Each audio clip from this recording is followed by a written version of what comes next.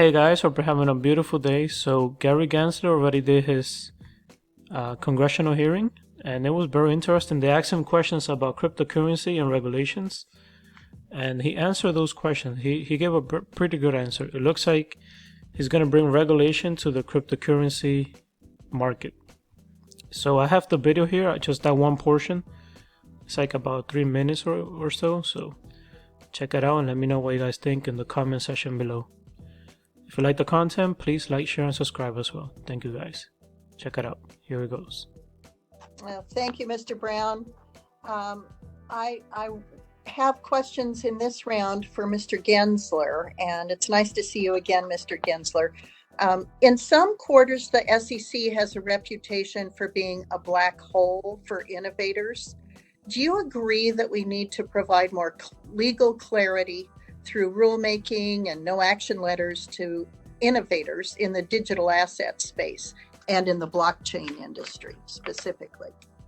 Senator, I thank you. I thank you for our conversation in the last week on these matters and others. I do think that technology and markets constantly change and evolve, and that it's important for the SEC to provide guidance and clarity. Sometimes that's a clarity that will be thumbs up, but even if it's thumbs down, it's important to provide that, whether it's through guidance or no action letters, as you mentioned. I don't know if you're aware of this, but Wyoming was the first in the U.S. to enact consumer protection laws for digital assets, including virtual currency. That happened in 2019.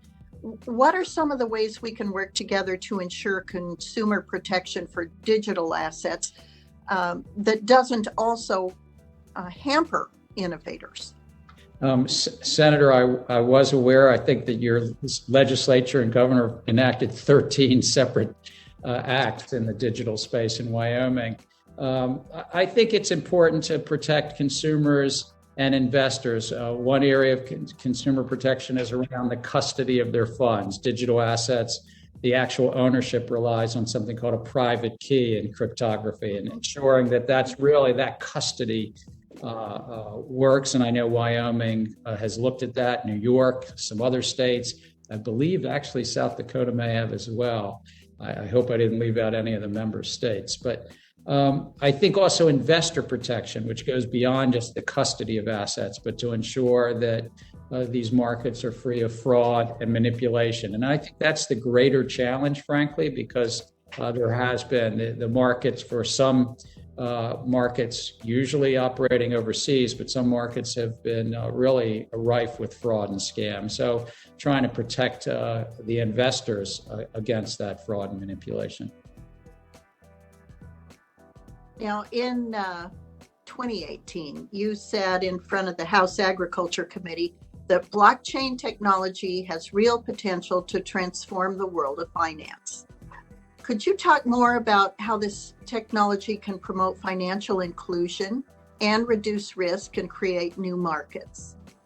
Well, I think it's already doing some of that right now, that it's been a catalyst for change. Central banks around the globe are really looking at how to provide more inclusive payment structures, more inclusive payment tokens.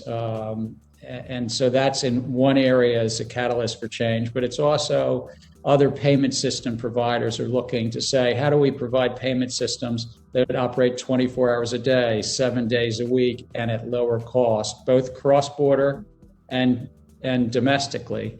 Blockchain technology itself is a shared accounting system, if I might say. And I think that's also led to some new thoughts about how to do trade finance and even medical records technology and the like. So I teach it. I'm neither a maximalist nor a minimalist, but I think that it's really been a catalyst for change in numerous areas. Well, I have a lot to learn about blockchain itself. My only understanding of it is the application of Bitcoin, but it'll be interesting to see how it's useful in other areas and can be done in a way that actually saves money. Actually, I agree with you. I think there are too many. There are around 3,000 different digital assets that trade on a daily basis now. I think, anytime there's a new market, there's a lot of people that run into that market and try to show that they can solve a problem, they can deliver a customer need. I have said publicly before that I think 99% of all crypto probably goes to zero.